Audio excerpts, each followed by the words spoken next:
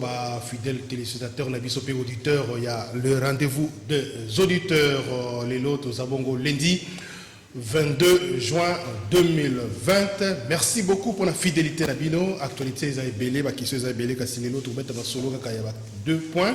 Iboso, question, et Talibongo, Makambo, il y a procès 100 jours, il y a mon amboka Vital Kamere, il y a procès et les kaki, toko beta lisolo, mukona lelo, ndeko Moron Djambe, to sibi ba caméra na tonga lelo, yena ndeko Karine et bébé. Alors, toko beta solo, il y a procès 100 jours, to me kanana ko sala moi analyse muke na maimali kaki procès il y a ndeko Vital Kamere na Sami Jamal, Jano Mouima, il y a condamnation et tombaki, verdict et tombaki depuis le 20 juin, et Outiko Leka, 20 ans de prison, 20 ans de travaux forcés au pays à prison ferme, 10 ans de privation, il y a droit, il y a cause à la candidat, au pays à cause à la électeur, Namboka Nabiso, pour Namboka Vital Kamere, c'est quand même dur, procès en gros, verdict, est-ce que est allé équitable? Donc, on a l'analyse avec l'invité Nabiso Mkonalelo. Zokandie makambetali bongo balati sokoto mapinga na biso ya mboka Congo démocratique ba soda ba policier ba bengi mingi depuis une semaine bazoko lela ba bi tolobela makambo na bango te mais lelo to beta masolo ya balati sokoto na biso surtout à la suite de l'intervention il y a présidente et il y a commission défense et sécurité dans l'Assemblée nationale mboka Jeannette Kabila et bien il y a déploré qui bongo conditions social, il y a Lati Sokoto, après rapport, on va présenter qui bongo na kombo ya commission pour l'Assemblée nationale, to komeka kobeta masolo na makambo na toza na 3 invités kasi 2 basi ba komeli biso na lolaka awa ekati masolo ya le rendez-vous des auditeurs.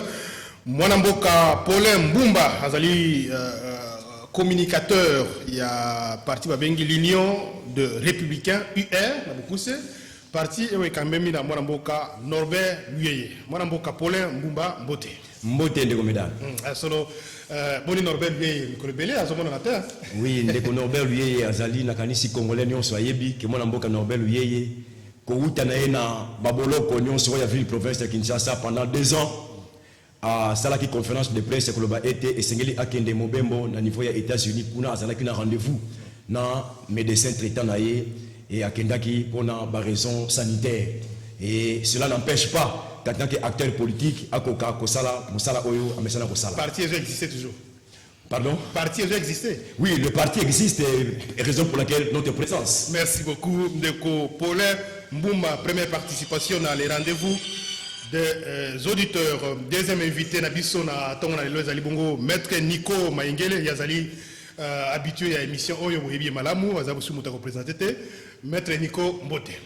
Mbote, moi Mboka Médard, na PCP Mbote na commissaire provincial de la police, général Kassongo, Oyo na sengi d'entrée de jeu, que le Kolamo Tukanae, il y a la police Jeep 11-0D et Bomaki Moto, Mikolo Misato na limité. Et que moi na yango ya 21 ans ali na ndako ya Malili dossier qui est na kan lufungula na kosenga na général Kassongo acha motema ya papa. C'est quel dossier exactement? C'est un dossier un passant ba écrasé na Jeep ya suite ya commissariat provincial à la police Jeep yango numéro 11-0D moi na ya 21 ans ba fongola motema ba sunga famille ona ba kunda moto na kimia. Merci. Parce qu'il y a li Jeep ya la police on a pesi Mbote acha liso na dossier wana ebomi batomi sato ba jipa la police ko tambola mbango na nzela pona nini na moto ya moto na moto laki na moto baniati bango bakufi yango milimo na ngwe pe manaki kuna na inspection provinciale la police balandaka les rendez-vous des auditeurs tongo nyoso j'espère que bako sala rapport ou yemoko général Alandi commissaire Jeep 11-0D Alandi malam merci beaucoup. Troisième invité na biso kozala mama Christella Kiakuba azali coordonnatrice ya ONG babengi Telema Mapinga kasi à région de Nanobisote parce que il faut ya ko sala commentaire na makambo etali bongo ba soda. Alors ndeko Paulin Mbumba to bana makambo etali bongo verdict oui, Tombaki Bongo samedi 20 juin dernier. bato nyonso bazalaki na alerte verdict ezalaki prima lokola match ya football ndenge ezalaka na mboka na biso bato tu bafandaka kozela bamama bapapa motu nyonso afandaki mpona kozela finalement est tombé mwana mboka Vital Kamerhe pas trop de surprise condamné ye na bakoaccuse na ye mpona makambo etali détournement ya 48 millions de dollars américains sur les 57 millions babimisaki mpona makambo etali maison préfabriquée condamné sous pour la 2 millions et quelques de millions pour la maison sous ezalaki à Ousmane deuxième contrat la maison préfabriquée et puis plus d'1 million somme oyo bapesaki Muima Jano pour na semble-t-il dédouanement ya ba conteneur na Matadi ba détourner mongwana confiscation ya ba titre naye ba bien naye compte bancaire ya mosi naye pe ya cousin naye Masaro privation de droit civique ou apprendre verdict. Merci Ndeko Médard na mutuna oyo uti kotuna ngai. Nakanisi na ko bandana eloko moko ya muke. Na date ya le 7 mai 2020 à partir de Washington, mon amboka Norbert Luyeye, président national de l'Union des Républicains et allié parti politique de l'opposition radicale à Salaki conférence de presse, par la Salaki déclaration, il y a qui ça a été procès il y a 100 jours, et ça procès moko historique, terme à utiliser qui yango oewana. Et tolandi procès de déroulement nango et salini, Congolais nyonso oya biberamboka na kanisa Salaki attentif, na maemanso ndenge procès et lekelaki. Mais mingi ba comprendre ki te Nengenin to komaki na situation oyewana.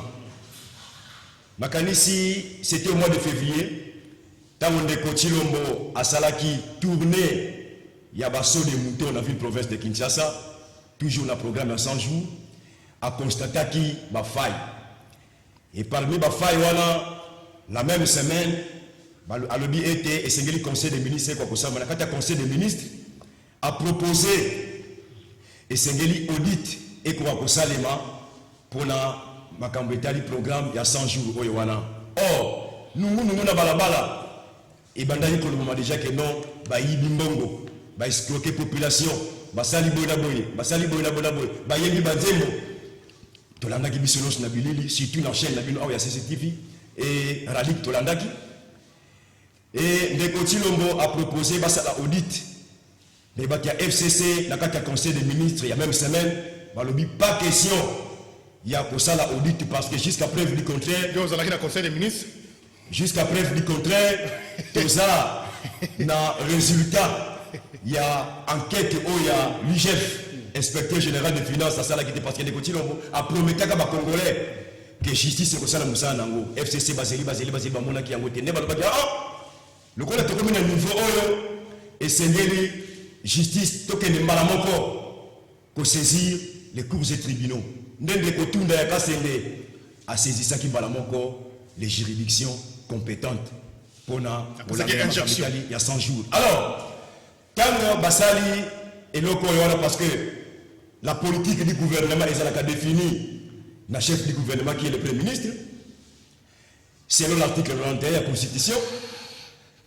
Alors, Tango Bafundi Makambwanda ba juridiction compétente Ndeko Kamerhe na ba ONU to na ki procès ba sambisi bango et que tribunal et rendre le verdict na journée à samedi bisno to landaki que oui Ndeko Kamerhe azali condamné, oui Ndeko Kamerhe na ba mususu bazali condamné, mais eloko moko singeli to yeba que Ndeko Kamerhe agissait au nom de son chef. Souvenons-nous la lettre il y a le 25 janvier 2019 parce que place c'est bandi makamusus yango wana ya procès wana lettre oyo Ndeko Kamerhe a komelaki le gouvernement Tshibala sur instruction du chef de l'État et sengeli au disposé par fond pour le programme de 100 jours oyo et ko ko salema sur instruction du chef de l'État la lettre oyo wana d'où Vital Kamerhe c'est ça aujourd'hui abattu. Mais Ezali Singa Ezamoulaï, c'est le président de la République qui est visé dans le dossier. Pardon? Verdict en soi, condamnation. Verdict en soi, oui. C'est mérité, ou bien c'est... Babali, mais pas que les gens na souka, parce que na facilité, na condima justice, ceux qui va commis ici procès on a qui na souka.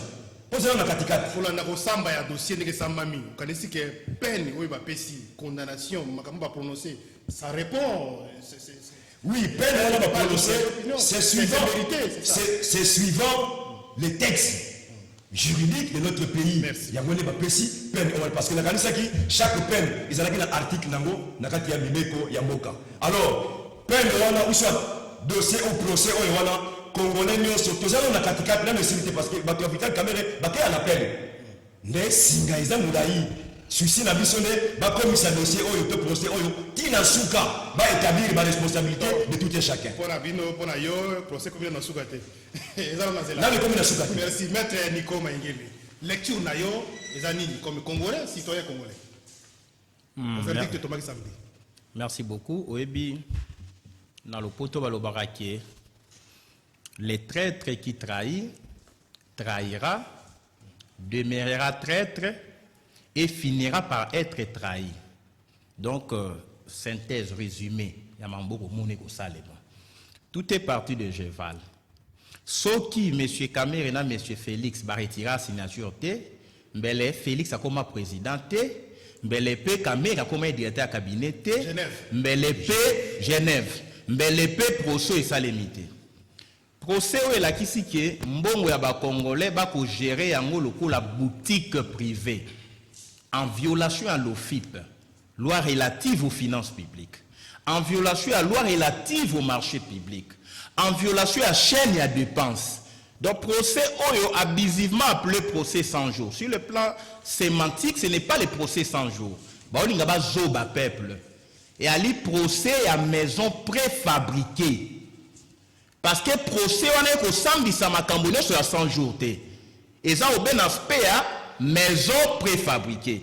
Na kati ya 100 jours, tu as na basso de mouton, tu as la maison préfabriquée, tu as la biloko, moi et belé na kati. Ba école, voilà. Donc, bazo ba peuple était que makambo souki wana te. Oyebi bazouzi, na koyebi sabango était ba comprendre mission na bango à travers le procès oyo. Les institutions passent, les hommes passent, mais la justice demeure. Les juges qui ont agi dans l'instruction du ministre de la Justice, lecture de la ligne, FCC Oloba, ils ont dit que c'est instruction pour que ça makambo yo ba yiba kimbongo. Ba ko bimaloko la bato ba libo peto. Donc ceux qui s'il vous plaît, c'est important. Ceux qui tournent dans waka senda, après cette instruction mais les peuples procès eux et ça nangote. On dit que bato ya IDPS bali ko prôner état de droit théorique na pratique ban état de droit. Tout on appelle ça qui au nom du gouvernement. Après conseil des ministres. S'il vous plaît. Les précisions. S'il vous plaît. Allez-y. Tango tolobi ba ibi 15 millions. Monsieur Félix Chilombo loba ki ali cop. Ce qu'on a le président ngene instruire ministre na ngai ba fongola banquette. Ya lobi ali cop ezala nango. Tant tolobi ba ko yiba mbongo ya so de mouton. Ya sali visite d'inspection. Alors, non, les travaux se déroulent de manière satisfaisante. Donc, en est pour couvrir toutes les malversations financières. Il y a il faut y pas à l'impliquer, à s'impliquer, il faut s'interpeller. Toujours, on a procès technique. Procès à 100 jours d'écho. Oui, dans l'andi procès du début à la fin, il y a ce qui est resté constant. Le procès s'il était, dans le premier degré procès s'il. Parce que c'est un jugement définitif. Ce qui va s'aller appel, tout comme dans le second degré. Donc, procès na TGI Gombe et Sili. Alors, et l'autre est constant en tant que praticien du droit, dans le procès, il y a un élément qui demeure. Élément où le peuple va comprendre, parce qu'il y a le jugement à 63 pages, le peuple va comprendre et n'y sauter. Élément qui demeure constant et ali, banda konyon so ya préfabriqué au Bokoyo Kawana. Selon licence d'importation, on va révéler dans le procès, et qu'on coûte 12 500 000. 12 millions. Si quand on juge dans Maël et dans Bango, va démontrer devant les tribunaux de l'histoire pour rendre jugement, à rendre au nom du peuple. wandi na bokebu. Donc juge a sa histoire. La décision, c'est pour la Bible, va passer des gens devant les tribunaux de l'histoire. Va démontrer que misala nyonso wana bato ba corruption na détournement za wapi. Pour toki moi makelele moi mingi. Misala banda ko so ko tongana 12 500 000. Mais mon solo bimi la instruction. Ya monsieur Kamere et outina mon continent monsieur Chilombo babilisa 57 millions. Au moins ça likambo ezali. On a d'après lecture parce que d'après lecture d'après jugement tribunal à l'accès il y a que Mokonzambo kazana kati balbi que c'est le directeur de cabinet. Non, yoka fraction pénale. Tolanda quitté papa. Allez-y. Communiqué le 20 janvier. Ndekwa lobi yango. 25 janvier. On a communiqué mais toujours communiqué le 25 janvier. On va mi samedi. Pour ani boko banga Félix. C'est toujours rappeler quand on précise. Ya bako sambisa était na mboka oyo. Soki no sambisa depuis biso tonto to sambisa eh. Si kanga je m'engage. Communiqué le 25 janvier. Suspendant les dépenses publiques dans la République. Nous sommes en présence de la République. Qui est le président de la République? C'est Kamere. Donc il y a zone d'ombre. Zone d'ombre réalité. Tribunal a sali mosala correctement. Tribunal a sali mosala na ye. Au tribunal a salité, ba misusu ba sala par rapport à M. Chilombo. Tika bobungisa nganzela ndeko. Bandako préfabriqué à lui 12 500 000. Selon licence d'importation, gouverneur à Banque Aloba qui en haut, va rappeler à un jugement. Mon soleil 57 500 000. Si au lieu de 12 millions, on va dépenser 8 millions. Il y a un qui caméra va commis tout na. Ah, bino bolobi va détourner 57 millions. Mais la citation a prévenu, va tuer 48 millions. Il y a un qui va démontrer que sur 57 millions, bah dépenser qui 8 millions, bah détourner 48 millions quelqu'un. Mon ce qui est resté constant parce que les 48 millions ils vont monaté. Bah mon ba document la licence d'importation 12 millions, dépenses engagées 8 millions. Bah maison préfabriquée qui coûte 12 500 000 selon licence d'importation. Si ka oh mon na 48 millions wana, bah zuzi ba tali. Bah lobby et ça qui détourner na ngonga nini? Ngonga ya mars 2019. Na tant de temps suspect. Tala bandako basombi depuis paiement. Ndeyoki bakangi bandako. Bakangi ndako moko te basomba avant 2019. Motoko sa motote. Tango mosole ko mona na. Qu'est-ce qui prouve exactement que bien que basombi ndako na temps suspect wana ezambongo ya détournement de basombi ndako wana. Ya wana beauté ya. Mosala pesa le manako. Mosala salemi. Ngana koto sona mosala no gérer ya journalisme. Oui bien ko leka ngai. Na droit, il y a ce qu'on appelle les présomptions. Aux Hollanda, batali motoloko la masaro, batoni na procès. Yoko sala ka mosala ni na ali agent na Sonas. Tango bakosta la revenu mensuel na ye, ata sali 100 ans na Sonas, akosomba ndako ya ba million te. Ndoko mona bako présumer ba bi non. Lokola yo kota ki na makambo. Olobi ke monsieur Jamal osomba ki ndako pe ya Jamal obi te osomba ki te na Kabela kiyo. Puisque y a contradiction, ba tirer conclusion. Ça veut dire que Masaro lobaki ke na Sonas basala ba cop. Ce que ils ont assuré, au cause d'attendre monsieur Batombo ba vivre mingi ba cop. Azana salaire à $100, mais cop il copie ça $10 000, copie ça $100 000. Parce pas ba cop. Ba vérifier ba cop na été ça parmi ba cop Jamal. Cop ya maison préfabriquée. Ndeko to c'est quand même 20 ans, il y a quoi, travaux forcés, 10 ans de privation, droit civique, tout ça, c'est mérité ou bien c'est exagéré aussi? Non, je crois que ça c'est humaniste, c'est pénaliste, c'est aussi prophétation qui a le jugement wana bazuzi bazangi sensi wana quand même humaniste wana. Non, prophétation humanisme na kati ya jugement ezate. Prophétation qui na landi makomi na épée. À lobby qui a remettre en cause tes principes et condamnation. Il y a la caractère sévère et à peine. Mais les juges, baso quoi agir selon leur intime conviction. Appréciation à taux et à peine et à li et pas à bazouzi. Mais babi mana fourchette légalité. Mon bec lobby de 2 ans à 20 ans. Tant mon juge a vu l'extrême. Mais abimi libanda te azobe na mibeko abimi te. Alors la prebi to ya peine et dépend de la gravité à fait ndeko bon on maseki. Tant bazuzi s'il vous plaît important parce que juge a motivé décision dans lobby conséquence alobi mosolo ya l'état oyo ba détourner bazui yango na réserve d'échange. Oui biton bozui mosolo na réserve d'échange. Gravité conséquence ya li lelo to ko souffrir. Donc victime ya li 80 millions de Congolais acte basali bazui mosolo na réserve d'échange dollar et mati. C'est mérité. Mosolo ya franc congolais et sili valeur. Et bon, on va passer au B20, on va belé. Donc, qui a ta peine de mort.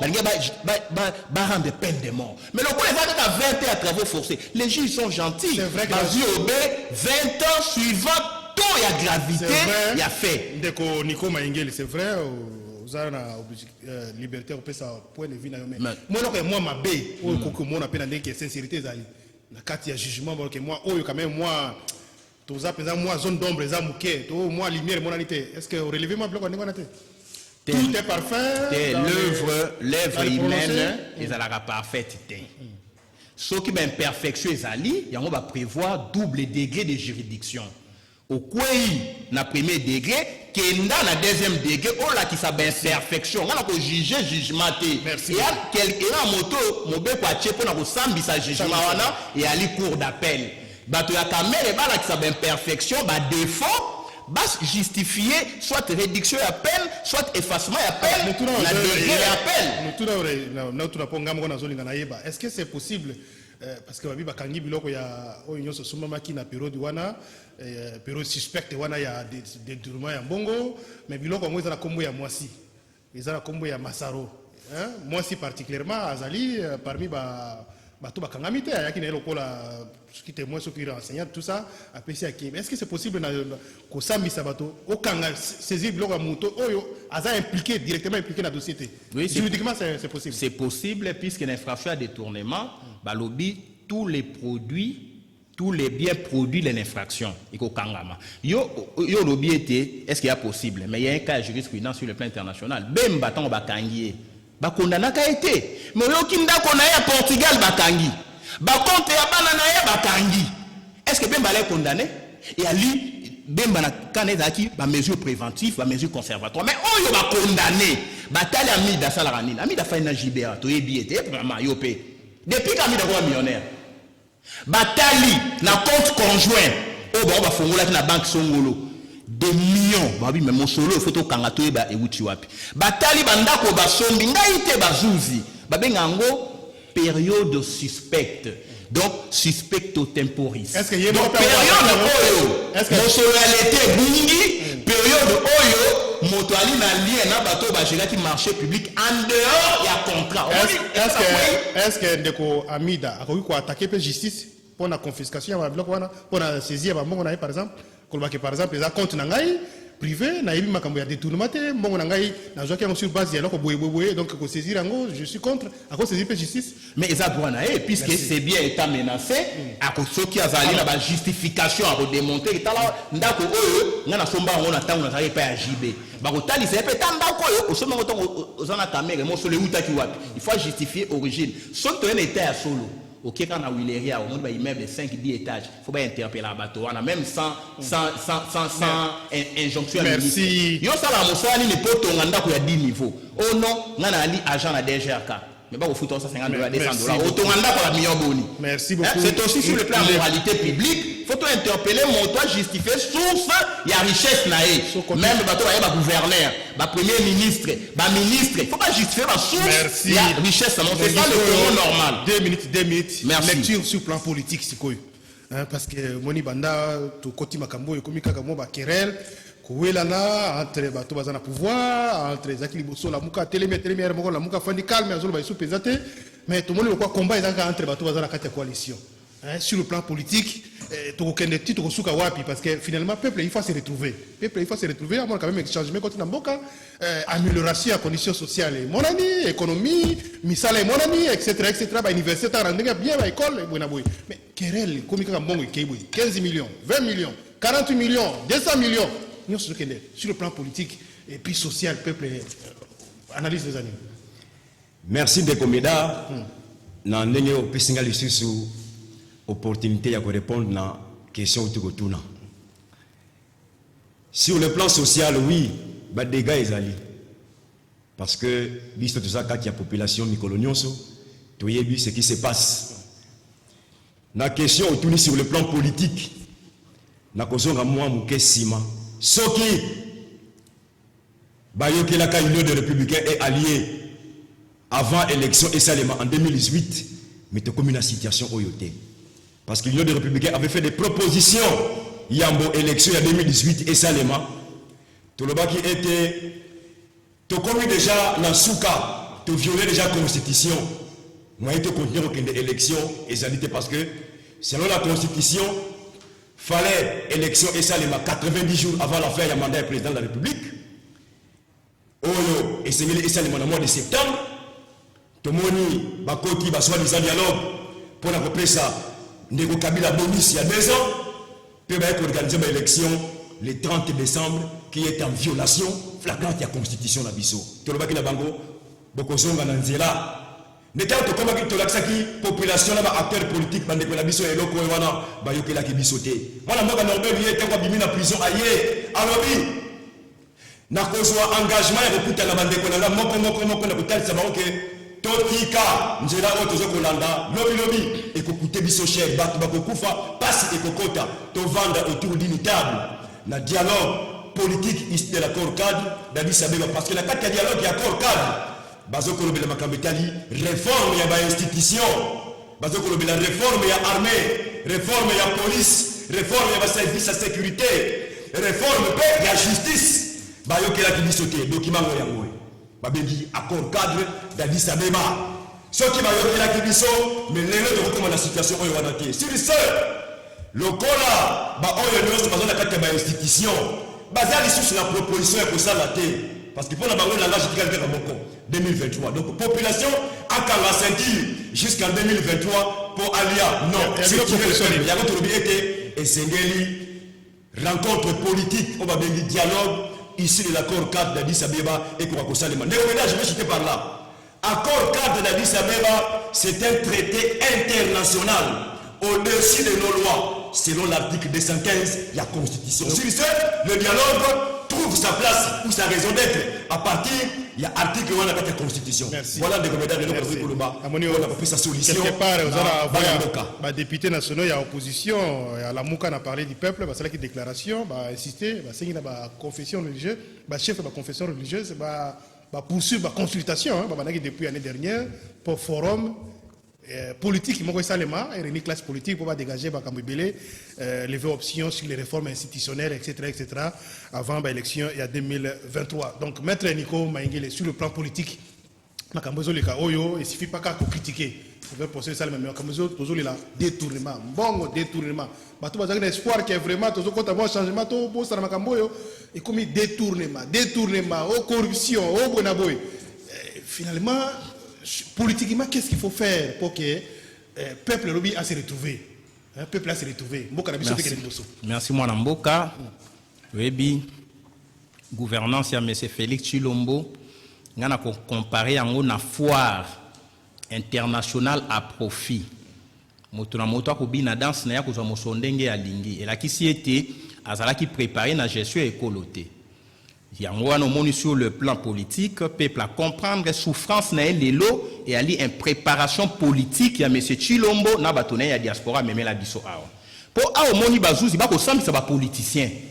Ni yibi ya mosolo ya peuple. Mais justice est sélectivité. Justice est impartiale. Il faut qu'on sambisa motonionso. Pour la ligne, qu'on sambisa kaka. Bato oyo Chilombo na bango net kamere. Mais bato ya Kabila ba sambisa bango te pour na nini.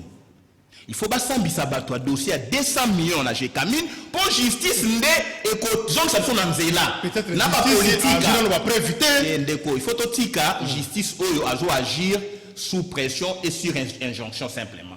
Juge, magistrat, parquet, a appelé la mission pour rechercher infraction. Ça que mon Asimba appelle ça les plaintes. Hier, mon pardon, vivre dans la société, au moins, il y a un journal international, bah, Mediapart, bah, lobby, bah, il dit mon solo à peuple. 876 millions à Jekamine. Il y a les juges, magistrats, pardon, au Sani. Au Koko, ça attend, quête na yo, mon tout proprio. Mais or, bah ça va parquet, bah ça la enquête, t'as pas un journal de dénonciation étalé, on est malin. Par exemple, peut-être limité dans mes moyens, matériel, financier pour la communauté. Les compétences sont d'attribution. Tant on loue pécho, bah compétences exercées en haut. Il faut qu'on s'ambie ça sur le plan politique. Qu'on s'ambie ça, bah politicien à Kabila, oh bah iba, na yé au Kabila. Tout le monde est pour la ligne. Qu'on s'ambie ça dossier 200 millions à Jekamine. Kosambi sa dossier à Bukangalonzo. Des millions.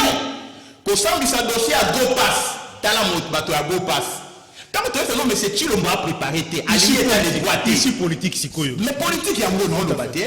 Aux autres, les gars, mais tous il y a un président républicain. Tout cela qui est en opposition. Ils sont la résistance, la fraude électorale, la coup d'état électoral. Bateau, Bazou, sur la Gopas, à son sur la RVA. Les mêmes gens, s'il vous plaît. Après, vous avez dit que tu combattre des détournements, donc ça va détourner. Il faut que je solo, dialogue, il faut que solo la pomme comme on n'a pas tout le temps à mettre sur le plan politique et l'eau Moïbi, les biens mal acquis, le pouvoir mal acquis ne profite pas. Il faut que Zonga na origine. Origine et Ali, c'est Fayoul qui a gagné les élections. Si dialogue il y a, si accord politique il y a, nous avons l'expression populaire et à peuple. Fayoulou a gagné avec plus de 60%. Ceux qui vont négocier, tout négocier, Fayoulou a continué par un accord politique, s'il vous plaît. Puis les autres ont un accord à Elisabeth. Mais ce qu'on vote à peuple, il y a 2018 Ndeko. Maître Nico, ça l'a réaliste. Parce que la légitimité, je suis réaliste. En politique, l'impossible n'existe pas. Merci beaucoup. Si on a la légitimité à peuple, à bien accord international, oui. Ils sont au-dessus de la loi interne, oui. Mais légitimité est au-dessus de tout. Condamnation, il y a... Le peuple est souverain. Même si il y a un accord international. Condamnation, il y a Kamere. Ils ont fragilisé le président de la République ou ils ont sur le plan politique. Bien sûr que oui. Condamnation à Kamere comme allié. Au Baoutaki na hold-up électoral et à quoi affaiblir M. Chilombo vis-à-vis à FCC. Sur le plan politique, FCC a Bimanetti une blanchisserie, donc Bissoto Ali, Bassantou, Tala Moïbi et Ali Idepes. Sur le plan politique, base à Idepes a lancé un message fort. Ba condamné allié, balobi lela na batoba ko lela, seka na batoba ko seka. Donc ba pesi moto 20 ans, il y a travaux forcés et Ali Mawa. Il faut que Bondo motema ya M. Kamere. Mais bato IDPS babini na mzela ba sepeli na base. Si quand encore vous êtes des alliés. Au moins que sur le plan politique là il y a fissure. IDPS na INC, il y a un mariage d'intérêt. Le corps la motorisation intérêt na Nani sikozo gagner politiquement. Pardon? Nani sikozo gagner politiquement la condamnation à Kamere. Condamnation à Kamere ça affaiblit. Politiquement qui gagne, oui. Mais c'est FCC qui gagne. Parce que FCC, c'est un interlocuteur de moins. Parce que par exemple, cash. Cash, vous avez 4 libo comme encore. Si vous avez 4 libo comme encore, c'est Chilombo. Bien, Kabunda, 4 dans le Parlement. Donc, comme un système, il y a ça tongé. Donc, cash, les lots ne représente rien en face, il y a FCC, en absence, il y a Kamere, et t'as l'aventure. Mais INC va condamner Motolabino. 20 ans. Même pas une déclaration politique de la part de l'INC. C'est hypocrisie. Merci beaucoup. Poste. Donc, mais pas en solidarité. Jusque-là. Vous démissionnez. Jusque-là. Donc, écrit politique. Tout à fait. Jusque-là. Jida, Akufaka Emoko, Mosika, Naba Juif. Merci. Dans l'information, IRC, semble-t-il, va faire la déclaration. Ce qui va ici étape, il y a appel, il va se prononcer. C'est qui est aussi évident, la question concerne Mboka Nabiso, ils ont concerné Misolo. Ils ont dit Mboka Nabiso et Mboka, mais Kolbaka hier, c'était jusque-là, tu as eu dans nos déclarations, il y a opposition, il y a parti politique, il y a Banda Bakangati Lelo, tu as eu déclaration peu officielle à la Mouka sur le Toyokite, déclaration à FCC, tu as eu noté, donc, parti politique, mais tu as éventuellement, ils ont l'IDPS pénal ou cette déclaration officielle, ce sont les acteurs qui interviennent un peu de façon particulière, mais c'est pourtant c'est une question qui concerne la nation. Nous espérons que jusque-là, il y a l'Église catholique qui a réagi à travers Senko, à travers Abbé Chole, mais à mettre doute pour la Makambetali, ceux qui état de droit, il faut observer dans nous, ceux qui ont leur pesé à solo, parce que pour lui, il souhaiterait que la justice soit équitable dossier mosusu ntongo tanga ke 200 millions et ainsi de suite bato ba za la poursuivre ezala kaka bato oyo ya nini te. Voilà, une parenthèse. Tozwa dossier ya suka moto ya zaki censé apesa biso ba détails sur yango belé na a été malheureusement. Voilà pourquoi tu prendre le temps na premier dossier na kometali balati sokoto ndeko nangai Paulin Mbumba ba soda bazo souffrir mingi tango biso tolala pongi bango bazala wana pona ko kengela ko senzela na ba frontière po mboka na biso za la intégrité na mboka na biso za la maintenir ba policier bazala ko tambola pona ko protéger biso et biso na pongi ba ministre oyo ba protéger bango par la policier ba président de la république oyo ba soda bazo garder les frontières pour état exister bango bazala malamu mais ba soda bazo souffrir toyoki rapport ya commission défense et sécurité qui présenté à l'Assemblée nationale par le président Nayango, Manamboka Janet Kabila, à lobby vie sociale et déplorable et regrettable pour les policiers. À lobby, par exemple, soldats à deuxième classe, ils ont touché 177 000 francs congolais. Un général d'armée, ils ont touché 259 167 francs congolais. Donc les conditions sont déplorables, basées sur la location familiale, basées sur indemnité de loyauté, pas de soins de santé appropriés. Ces tableaux sont vraiment noirs pour la Soudan.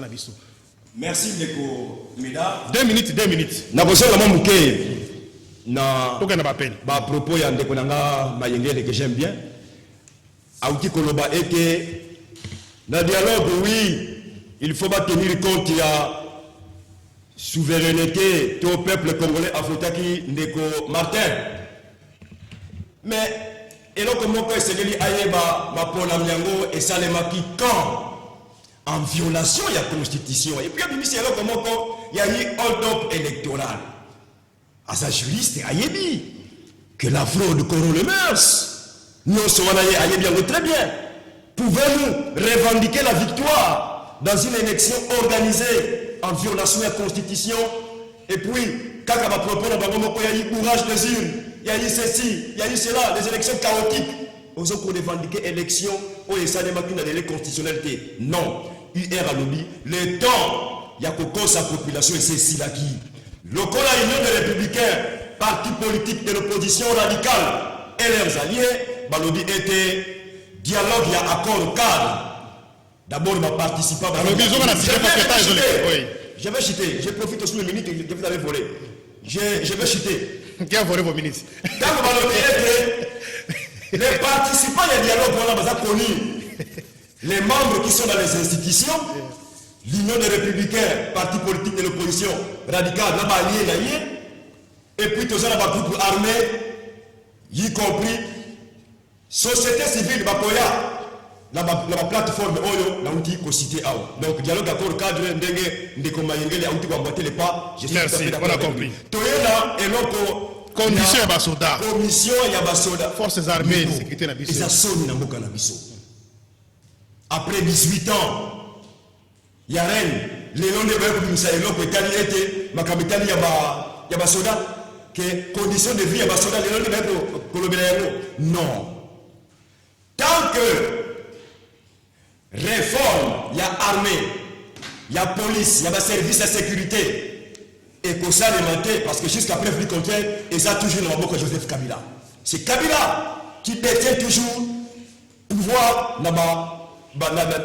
Niveau armée, police et services de sécurité. Je ne vois même pas. Massification. Tina oya zone ba ete bako tala makambetali vie sociale, il y a des soldats, il y a des policiers et tout ça. Non, tout doit partir na ba réforme oyo to kosala à travers le dialogue.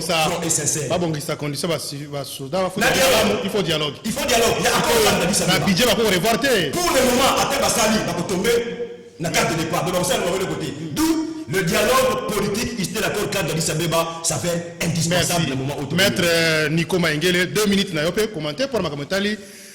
Barati sokoto na biso bazolo la mingi. Babinga ngalo même samedi ba message na zana na WhatsApp belé bazo koma toujours biso to bakama comme bino le bakama comme mais ya bango ba soda.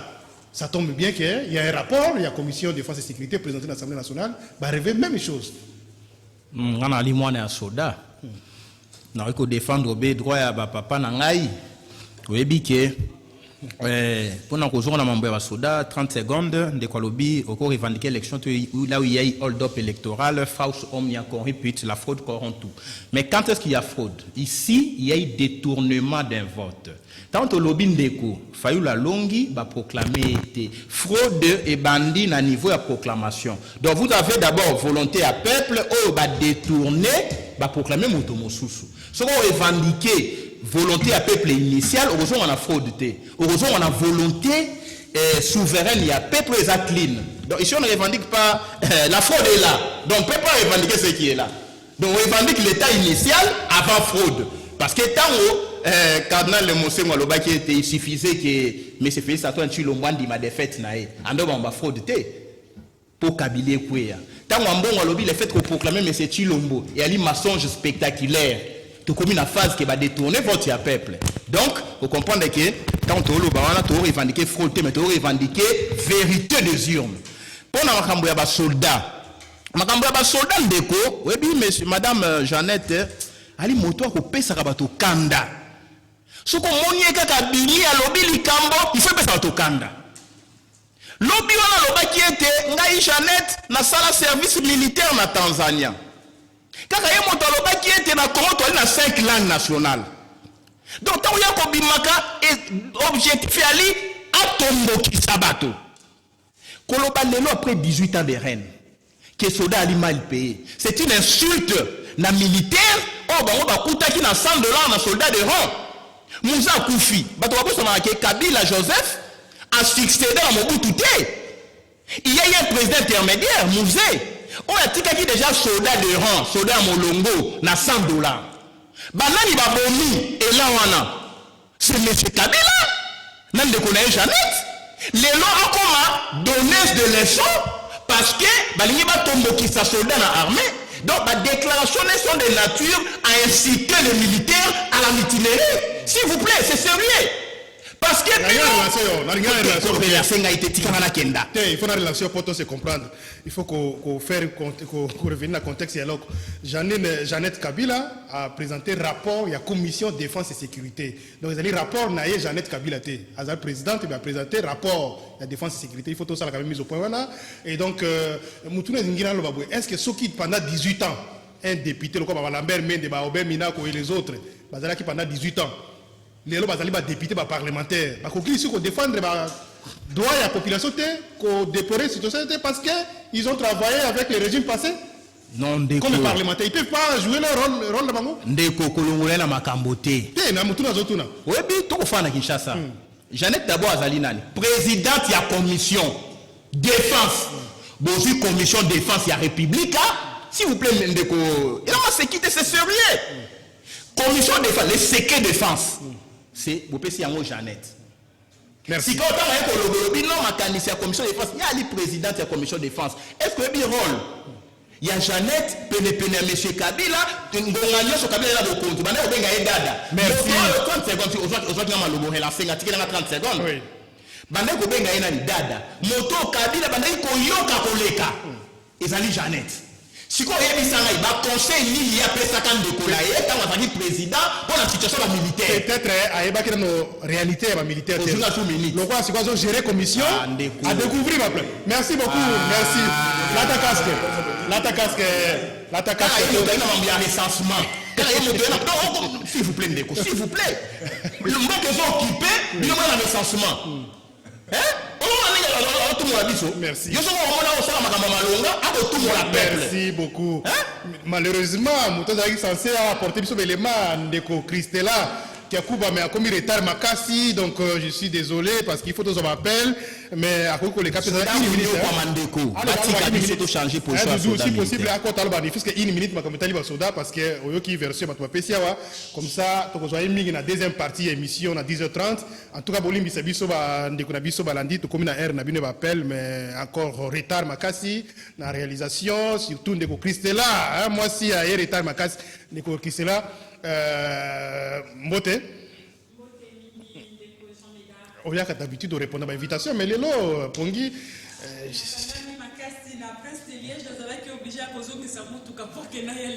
Merci beaucoup. Alors, au côté de ça, plein de débats. Il y a deuxième point, il y a Makamotali Basoda par rapport au rapport. Il y a commission défense et sécurité où Madame Jeannette Kabila a présenté Kibongo à nouveau. Il y a Assemblée nationale, il y a commission a déploré conditions, il y a militaires, conditions de Malamouté, 171 000 francs congolais pour la sortie à deuxième classe, 259 000 et quelques pour les généraux, pas d'allocation familiale, et puis il y a 5 commissions, il y a Ecofin et Sala Makassi, donc c'est un rapport présenté, à la suite il y a saisine, il y a bureau, il y a Assemblée nationale, commission Ecofin et Zalabongo en tentative pour éviter trop de répercussions sur les efforts de la défense et sécurité déjà engagés. Ça, c'est conclusion de la yo apprendre en ligne le la moto yo zobunda pour mapinga pour balati sokoto bana balati sokoto particulièrement. Wana ezali déjà nini na biso ya moto ya mingi objectif na biso principal l'amélioration des conditions de vie. Na banza ke bomona ki to lansaka marche pour na koboya pasi. Pour na koboya passe le 14 janvier biso bana ba militaire na bana ba policier mais nazali ko profiter na tango wa muki au Singapour que na expliciter likambo wana commission défense et sécurité est siégée et interpeller ministre ya défense et interpeller ministre ya intérieur bango ba pesi ba élément o ezali sur terrain et lokoni ezali ko sala ke kimia pe sécurité ya bateau pe ya biloko ya bateau ezala na mboka te. Je voudrais d'abord dire aux Congolais, moi je ne parle pas d'individus. Je ne vois pas la tête de Madame Jeannette Kabila comme présidente de la commission défense et sécurité. Ce n'est pas ça les débats. Les débats, ils allaient amélioration des conditions de vie des militaires et policiers ainsi que leurs dépendants. Parce que Namibé Konabango, statut des militaires, statut des personnes de carrière de la police nationale congolaise, Oezala qui promulgué, Kobanda Outa 2013, et pas Mokondiamboka Outa qui koleka, Oazala qui militaire, Ayebi passe à militaire, Masala qui est l'autre côté. Balobi Nini. Ce qui te bandit dans statut de policiers, statut de personnes de carrière de la police nationale congolaise. Quand on a Namibé, qu'on a Yango, Kobanda 134, qui n'en a 149.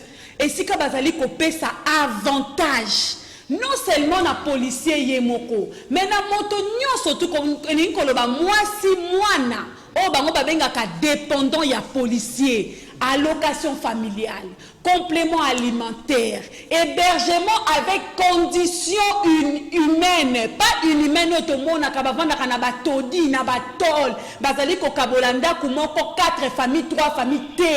Balobi li susu nini. Non, maison préfabriquée batongi quand même ça va. Non, nous batu bavandi na maison préfabriquée et yanoli résoudre problème mon côté. Déjà ceux qui bango baziyebite que quand tchatchi yango moko ezali na 100 000 personnes.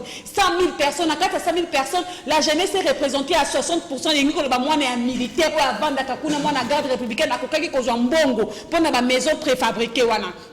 Est-ce que vous allez comprendre? Donc il y a un statut de militaire. Donc il y a un statut de militaire, comme dans la Libérie, il y a 124 qui nous a 139. Les mêmes avantages, Kokunda Maya Soda, Kokunda Maya policier, Koli Anaye cantine na Katakan. Quelle est la bananaye? Quelle est la bananaye? La formation est la bananaye. Centre de formation na Katiakan. Donc bref, il est long, il faut améliorer les conditions. Tellement à Mapinga, tozali pour soutenir Jeannette Kabilate. Mais tozali pour soutenir résolution au commission défense et sécurité. Parce que yango wana ceux qui m'oboti nanga condition na échanger et ni koloba yanga IP échanger. Merci beaucoup. Merci Christella Kiakuba. Vous avez peut-être des matières, il faut y avoir temps pour échanger la maître Nico. Donc ça la confrontation, mais moyen à relancer les parce que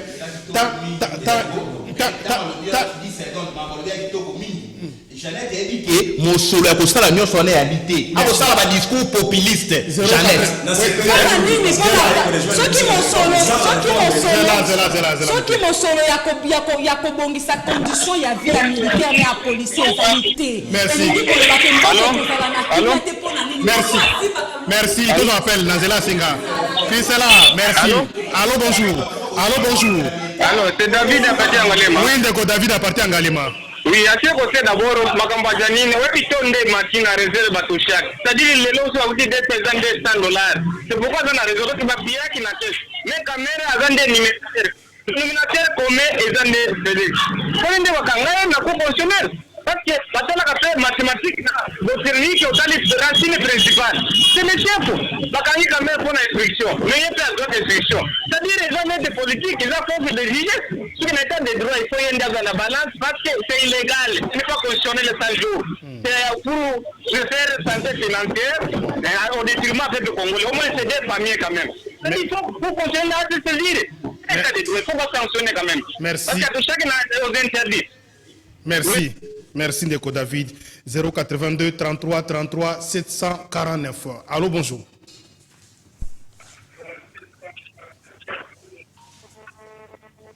Allô, bonjour. Allô, bonjour. Ndeko Azolo Bate accueilli malheureusement 082 33 33 749. Allô, bonjour. Allô? Bonjour papa. Bengi biso wapi? Oui, la bienvenue, monsieur Mitterrand. Monsieur Mitterrand. Oui, la pêche d'invité Mbote. Bon, là, il y a le problème, il y a la commission, il y a jamais Kabila, on a ma talibans militaire là dessus. On a déjà le coup là, azo sakana ba militaire, puisque on est déjà brouillé. Là, le président, le président, nous avons un salaire à 670 000 selon les informations. Est-ce qu'il y a comme un militaire? Là, nous allons le côté de la militaire et nous voilà. Là, on a l'ingibino, nous sommes l'ingibino, mais nous pouvons ça en place à l'ingibinoté. Donc, les gens qui sont au Sakana, a dit bien que nous avons refusé la militaire, puisque Bazana souci la maman à sa mouquette. Donc, Bati Kababino, on a la distraction. Voilà le problème à dossier à l'année. Il y a des gens de Cameroun, je crois bien. Bon. On a dit vraiment à procès on est les cas on est dans le col l'intérêt moi à tout mon couboyer il te côté kabango na mboka we donc ba montant on est sur bima on a fait caso bénéficiaire nous remonter ba salaire au bazar on a avantage on a fait caso bénéficiaire nous remonter ils sont les mots on a dit peut-être les pays se produire ils sont peut-être bénéficiaires merci donc merci beaucoup Ndeko Mitterrand. Il faut qu'on rappelle que la commission défense et sécurité de l'Assemblée nationale est qui saisie par les bureaux de l'Assemblée nationale pour la situation militaire depuis mars 2019. Allô, bonjour. Tous en direct. Allô, bonjour. Allô. Bonjour. Allô, bonjour à tous les invités. Bonjour, papa. Bonjour, oui. Bonjour. Bengi Biswa Pikomona. Aïe, comme on a M. Congo. Congo, oui. Avani na Ndivulu. Oui. Bon, on a fait une émission, vraiment très réfléchie. Merci. L'émission est très réfléchie, elle est bien. Pour la caméra, ils ont état de droit, il fallait quand même faire ma bongo. Parce que Moussalambo a roulé en Oboïté. Mais on a fait une intervention, il y a Christelle, une fille très intelligente, très sage. Et puis, Jean, puis là, Ndeko Maengele, pendant que la scène numéro de Tilelo, a fait ça raté. Ah, on peut savoir après l'émission. Merci pour la banque. Ndeko Maengele, numéro pendant la scène de Tilelo. Merci. Merci beaucoup. Merci. Merci. On peut ça numéro après émission. 082 33 33 749. Tu as 3 appels tout au plus. Allô, bonjour.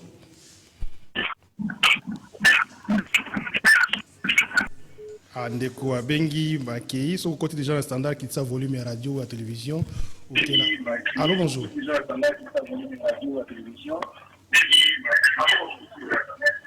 Allô, bonjour. Bonjour, Jean Médard. Bonjour, papa. C'est Patrick Nagombe.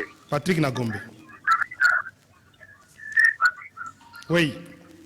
Ok, merci beaucoup. La salut l'invité.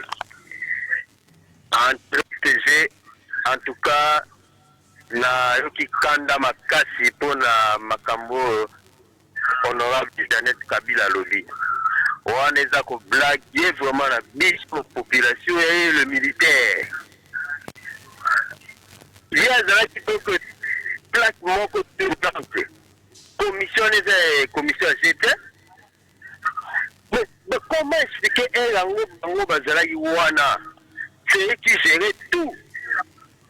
Donc, va fragiliser l'armée Nabiso. Donc, l'armée le plus infiltrée au monde. Armée Nabiso. Armée beaucoup moins payée du monde. Armée Nabiso. Bazi Batoni, Rwandais, Burundais, Ougandais, service de renseignement, infiltré dans les gens au Sagalate, beaucoup de partout donc le logistique qui a dit se tourne dans ma boque la bango. C'est eux qui gèrent. Sur ni na téléma le bas que nous en tout cas, tout ça la boue, rien. Hein? Et la mode azal basé sur na makamte aya bimela antiko loba. Pour ça nini? Merci. Vraiment ça c'est blanc. Merci beaucoup. Tous appel à Souka 082 33 33 749. Allô, bonjour. Allô, bonjour. Bonjour, papa. Bengi biso wapi? Allô. Question. La bengi na yolo, comment on a besoin? Oui. L'appel final, on a fait une combo Kalingi, parce que la mienne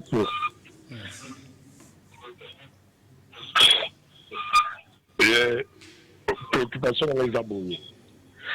Janet Kabila, les lois ont militaire, ils ont passé 18 ans dans la gouvernance en Mboka. Jamais l'un des jours, après ça, conseil n'a rien à dire, même des connaissances cousins qui non, par là, les soldats sont très mal payés. Général, Oyo, la garde républicaine, là, bande connaît, Baébi, combien de frais de mission à Pambo Bakinda, tous combien, policiers à Zon combien. Yami Balé, préoccupation des abos. L'Ikaboua, CNI, base autre, on va en surface de l'eau, c'est la CNI. La misère du peuple congolais, c'est la CNI. Il faut apprendre la blessure. Maître Nico, Botelina, toute la distraction, arrestation, la caméra, tout ça. Nous sommes distraits. Tous ont la CNI. Tous ont la CNI d'abord. Parce que la base, c'est la CNI. Merci beaucoup. Sauf que les autres juifs responsables, les actes crédibles, aux élections bien, au peuple en paix, sa volonté d'aller. Merci, merci beaucoup. Comme Souka émission, to conclure une minute, ndeko Christian na ningi ozoma loba liboso ko maman parce que balobi makamebele etali rapport ya commission. Il faut rappeler toujours c'est le rapport ya commission. Mais non le rapport ya Janet. Janet, ouais. Allez-y. Qui intervention à votre conclusion mke liboso toujours dans la deuxième partie.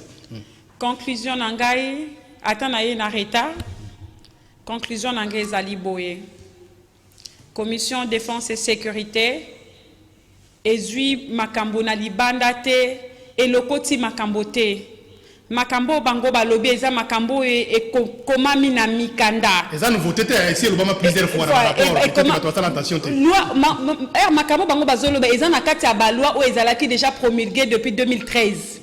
Dans le lot commune effectivement ezalaki pe na mois de juin ndeti lelo. Donc 7 ans après nanu ezali na nanité parce que bah représentant na biso soit il y avait des personnes bah on est comme on a importance il y a militaire na policier té lokola sujet ezongi na table. J'appelle Kobanda na commandant suprême de forces armées et de sécurité en passant par le premier ministre, le parlement et le gouvernement, les pouvoirs exécutifs. Nous avons besoin de l'application de ces lois-là. Ce qui va appliquer la loi wana elingi koloba que tracasserie et qu'on diminue tout et qu'on si là pour militaire roulage à côté les matins zomi tout na que mwana nanga ko liani ni mwana nanga ko kende classe ndenge nini militaire a ko kende benité zotu na ke bana nanga batika ndenge nini akobundela ekolo toza na posa ya mise en application ya ba loi wana passé de Christella mbala sima oya noki émission. Merci beaucoup. Rapidement je crois que Christelle et Ali Malamo, mais Jeannette Ouassali Ali provocation. Pourquoi je dis provocation? Donc il fallait y présenter et Ali provocation. Vous voyez que M. Kabila touche par mois 670 000 $. Jouez en fois 12. Ça vous fait 1 040 000 $. Salaire à policier, moyen c'est 80 $. Aujourd'hui, salaire à M. Kabila, 8 millions. Et au foot, 100 500 policiers. Jeannette Abandawana. Aïe, Kabila, s'il vous plaît, Abandawana, Aïssa Kabila, azongisa mon solo, on a fait 70 000 $ par mois. Deuxième élément, je n'ai pas au sakana bateau. Oui, mais on va lobby, on a condition militaire, va changer en budget. Budget à armée, na la police, il faut pas matissa yango pour soldat bika. Ba ko matissa yango te na déclaration. Budget lequel na parlement. Ba on ba la majorité ici à Kingakat. Ba matissa installé la soldat pour la ligne. 30 secondes. 30 secondes. Je chute. 10 secondes. C'est lui. Mais M. Corneille n'a doit être arrêté. Ba sanctionné na les États-Unis pour la fraude électorale. Mais à gérer 1 milliard. Il faut tout auditer CENI. Merci. Nous, oui, mais réalité. Donc, jamais il faut pas que tu ressembles ça. Merci de vous na nyonso oyo bandeko bauti koloba awa surtout maman Christelle intervention na ye solution union des républicains et alliés bazanango. Il faut classe politique congolaise tovanda autour d'une table dans un dialogue franc et sincère ici de l'accord cadre d'Addis Abeba que je présente ici. Sans le dialogue politique ici de l'accord cadre au de la Makambetali ba réforme Makamignon so bandeko na ba utiko étalé awa ça se trouve dans ces documents. Merci. C'est sa mise en œuvre seulement que nous attendons. Merci beaucoup. Merci maître Nico Maengele, merci Neko Paulin Mbumba, merci maître Nico Maengele, merci Christelle Kiakuba. Hein? Merci beaucoup. Tout le monde a la deuxième partie, à 10h30 l'émission. Vous allez pouvoir continuer à appeler avec les bandits Konabiso, Bazobenga, numéro rapidement. 243 84 86 177. Numéro 84 86 177. Appelez si Jeannette Abenga. Pour les soldats. 081 97 12 045 Nalobi 081 97 12 045. Merci. Merci. Donc, nous avons une émission de la télévision, nous avons un lobby, à 8h15, avec d'autres invités, peut-être il y a un magistrat, il y a une loi, proposition, au Minakou, à l'Assemblée nationale. Nous rappelons que tout le monde qui est verdict il y a 100 jours, puis il bon rapport, conditions, il y a un militaire, puis un policier, avec, en faisant référence à un rapport aux commissions de défense et sécurité présentées à l'Assemblée nationale à travers le président Tabango, Jeannette Kabila. Merci l'équipe technique. Dieu merci Kifu Azalaki Nanzela Singa, José Andia, Aleka Bongo, Doudou Motiri, Moron Djambe, Pe Karine Bebe dans la caméra, Onezim Tingani na radio. Merci beaucoup de tout écouter la deuxième partie tout à l'heure à 10h30.